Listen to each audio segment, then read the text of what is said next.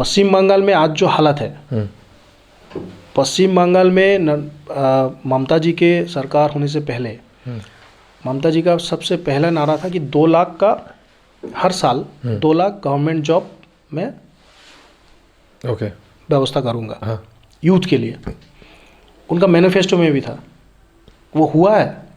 कुछ नहीं हुआ है। आज जब हम लोग जाके उनको पूछते हैं, आज जब कोई भी पार्टी का हो, नॉन पॉलिटिकल पर्सन हो, वो अगर उनको पूछेंगे तो वो बोलते हैं मैं तो जुबोश्री दे रही हूँ, इतना भाता दे रही हूँ, लखीर भंडार दे रही हूँ, फ्रीबीज। तो उनका मैनिफेस्टो में जो था कि नौकरी देने का बात, इंडस्ट्री लाने का बात, आज लास्ट 10 ईयर्स या 12 ईयर्स ऑनवर्ड्स एक भी नया कंपनी यहाँ से, हम लोग जानते हैं कि टाटा नैनो का जो कंपनी था वो चला गया था। किनके आंदोलन की वजह से? ममता बनर्जी का। उनका फ़ायदा उन्होंने लिया, वो सत्ता में आई, लेकिन आज तक बिजनेस समिट के नाम में लास्ट 10 ईयर्स और 12 ईयर्स बहुत सारे जो इंडस्ट्रियलिस्ट है वो आए, लेकिन एक भी आप दिखा दीजिए कि ममता बनर्जी ने कोई बड़ा छोटा जो इंडस्ट्री है उनका जो इनॉग्रेशन किया है उन्होंने, तो आप कहाँ से जॉब पैदा करेंगे? जॉब तो आपको लाना है। उल्टा एकमात्र राज्य ये है, स्टेट ये है वेस्ट बंगाल, जहाँ पे नौकरी जाने का लिस्ट निकलता है, नौकरी पाने का नहीं। एकमात्र राज्य है। आप अगर देख लीजिए बिहार में, आज बिहार जैसा स्टेट इलेक्शन होने से एक आदमी को धक्का मारने का खबर नहीं आता है कि झमेला या कोई आपदी ये नहीं आता है। आज बंगाल में आप कोई छोटा मोटा क्लब का इलेक्शन भी कर लीजिए, देखिए यहाँ पे ब्लड निकलता है, गोली चलता है, बम चल जाता है। तो क्या स्टेट 10 साल या 12 साल पहले था और क्या स्टेट वो गुड गवर्नेंस का बात कर रही थी ममता बनर्जी, आज जाके क्या हाल है? 26,000 के करीब नौकरी चला गया स्कूल टीचर लोग का, आप लोग जानते होंगे। तो जिनका वादा था कि 2 लाख नौकरी हर साल होगा, उनका स्टेट में, और सबसे बड़ा बात है उनका गवर्नमेंट का जो शिक्षा मंत्री थे वो खुद फंसे हैं कि वो पैसा लेके नौकरी दिया था। ये कोर्ट ने बताया, हम लोगों ने नहीं, बीजेपी नहीं बता रही है या कोई और दल नहीं बता रही है, कोर्ट ने बताया। तो यही मैं बोल रहा हूँ कि करप्शन पश्चिम बंगाल में आज हाई प्राइस में है। हर एक नेता जो लोग टीएमसी से जुड़े हुए हैं कोई ना कोई कांड में फंसा हुआ है, चाहे वो राशनिंग के जो कुछ दिन पहले जो यहाँ के जो फूड मिनिस्टर थे ज्योतिप्रिय मल्लिक, वो भी जेल गए। शिक्षा मंत्री पार्थो चटर्जी वो भी जेल में हैं, अभी बेल में बाहर आए हैं। तो कोई तो होगा कि जो ऑनेस्ट हो। एक भी मंत्री दिखा दीजिए कोई ऑनेस्ट है, कोई नहीं है। टीएमसी के राज में ये दिखा गया है, एक तो दूसरे पार्टियों से आदमी को तोड़ के अपना दल में लाना, वो कैसे भी करके। जो ममता बनर्जी का एक सबसे बड़ा क्राइटेरिया क्या है मुझे जो लगता है, क्योंकि वो माने अपना विरोधियों को वो स्पेस नहीं देना चाहते हैं, बल्कि खुद 20 साल तक 30 साल तक वामपंथियों के साथ विरोधी एज ए लीडर उन्होंने लड़ाई की। और यही नारा उनका तब भी था कि विरोधियों को वामपंथी लोग स्पेस नहीं देते हैं। आज उनके राज में यही हो रहा है। हम लोग जब यहाँ पे विरोधी है वो भी वही कर रही है। तो मुझे लगता है, कम टू द पॉइंट, कि यूथ को आपको जॉब दिलवाना है। हर समय ये नहीं होता है कि आपको गवर्नमेंट जॉब ही दिलवाना है, लेकिन आपको अपॉर्चुनिटीज़ रेडी करना है। उसके लिए सबसे बड़ा चीज़ होता है कि एक स्टेट में आपको इंडस्ट्री इंडस्ट्री लाना है।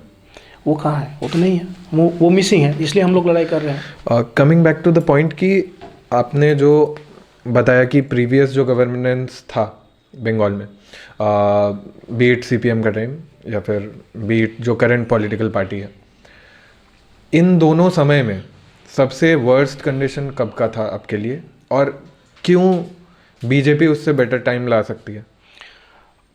मुझे दोनों या तीनों बोल सकते हैं। पहले कांग्रेस, उसके बाद वामपंथियों का 34 साल लगातार राज था, उसके बाद ये टीएमसी का। गवर्नेंस के मामले में ममता बनर्जी एकदम ज़ीरो है। As a opposition leader she might be good, but as a government ruler वो एकदम ही अपने अप टू द मार्क नहीं है। दूसरा है कि वामपंथियों ने जो जो काम छोड़ के गए थे, वामपंथियों ने जो जो काम के विरोध वो लड़ाई की थी, सेम चीज़ वो खुद दोहरा रही है। जैसे मान लीजिए student politics, students union college में होता है, स्कूल में होता है। आज एक प्रॉब्लम आ रही है हम लोग के पास कि कोई यूथ, हम लोग का जो जेनरेशन है, आप लोग का जो जेनरेशन है, वो पॉलिटिक्स में आने नहीं चाहते हैं। क्यों नहीं आना चाहते? क्योंकि यूथ पॉलिटिक्स ही नहीं है। ये वेस्ट बंगाल में अभी लास्ट 8 और 10 साल से स्टूडेंट्स यूनियन का इलेक्शन नहीं हुआ। कौन नहीं करवाया? ममता बनर्जी खुद। वो क्या चाहती है कि उनका हाथ में पावर रहे, इलेक्शन ना हो, और टीएमसीपी के नाम में उनका ही स्टूडेंट फेडरेशन जो है वो उन लोगों का दबदबा हर एक कॉलेज में, हर एक यूनिवर्सिटी में चले। ऐसा इंडिया के बाकी स्टेट्स में होता नहीं है। कुछ दिन पहले ही तो दिल्ली में यूनिवर्सिटी में जेएनयू में इलेक्शन हुआ, वहाँ पे एबीवीपी हारी है, कुछ डिपार्टमेंट में हारी है ना। तो इन लोगों ने बोला कि देखिए वामपंथियों ने फिर कम बैक किया, तो इलेक्शन हुआ ना। बिल्कुल। अगर गवर्नमेंट ऑफ दिल्ली या गवर्नमेंट ऑफ स्टेट नेशन, हम लोग का बीजेपी गवर्नमेंट अगर नहीं चाहती तो कर पाते, तो हम लोगों ने करवाया। पर पार्टीज ऐसा कर सकते हैं? जरूर कर सकते हैं। Okay. क्योंकि हर एक यूनिवर्सिटी में वाइस चांसलर जो होता है, हाँ, वाइस चांसलर जो होता है, चांसलर होता है राज्यपाल। ओके। वाइस चांसलर जो होता है वो यूनिवर्सिटी का ही कोई प्रोफेसर या कोई होता है। तो वो लोग क्या कर रहे हैं, तो टीएमसी के थ्रू ही अपॉइंटेड कर रहे हैं किसी ऐसे व्यक्ति को जो कॉलेज के गवर्निंग बॉडी के जीबी के एकदम बॉडी के माथा में बैठा हुआ है, ओके, ऊपर में बैठा हुआ है। ओके। जो ये सब उनके थ्रू ही सब हो रहा है। कोई भी यूनिवर्सिटी आप देख लीजिए आज, तो इलेक्शन नहीं हो रहा है।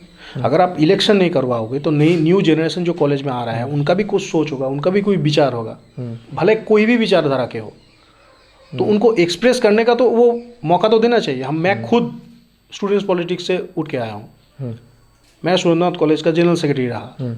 उस समय में इलेक्शन या सिलेक्शन जो भी हो, लेकिन एक कल्चर था कि हर साल या 2 साल में, 3 साल में एक बार इलेक्शन होगा। वो आज कहाँ है? नहीं है। तो स्टूडेंट पॉलिटिक्स को एक तरह से ममता बनर्जी का सरकार ने ख़त्म करने का प्रयास शुरू कर दिया है। हालांकि हर एक कार्यकर्ता आप देखिएगा, बीजेपी हो, कांग्रेस हो या वामपंथी हो, बहुत बड़े बड़े लीडर जो छात्र राजनीति करके ही बड़े हुए हैं, लेकिन आज ये हाल है। वो नहीं करना। यंगस्टर्स फिर पॉलिटिक्स में घुसे नहीं, इंटरेस्ट ही नहीं पा रहे हैं, तो क्यों आएंगे? अगर आप इंटरेस्ट होगा आपको तब आप आएंगे। तब हम लोग को जो आइडियोलॉजी है, कुछ भी, कोई भी पार्टी का कोई भी एक आइडियोलॉजी होता है, आप किसी को भी विश्वास कीजिए, लेकिन आपको तो कल्चर में आना पड़ेगा ना जी। कि कोई नेता आ रहे हैं, वो अपना आइडियोलॉजी समझा रहे हैं, मुझे अट्रैक्ट कर रहे हैं, तो मैं जाऊँगा ना उस पार्टी में। आज हम लोग भी छात्र राजनीति में थे, उसके बाद हम लोग लगे कि नहीं, बीजेपी ऐसा पार्टी है जो मुझे करना है, मुझे जानना है, तो मैं आया। तो इस तरह से बाकियों को भी एक मौका देना चाहिए कि आपको कल्चर ही अगर ख़त्म कर देंगे तो कैसे होगा? तो इलेक्शन करवाइए। हम लोग तो बार बार बोलते हैं कि आप इलेक्शन करवाइए, इलेक्शन क्यों नहीं करवा रही है? डर के मारे वो इलेक्शन नहीं करवाइए। अगर वो हार जाए तो एक्चुअली क्या है, वो कंट्रोल चाहती है।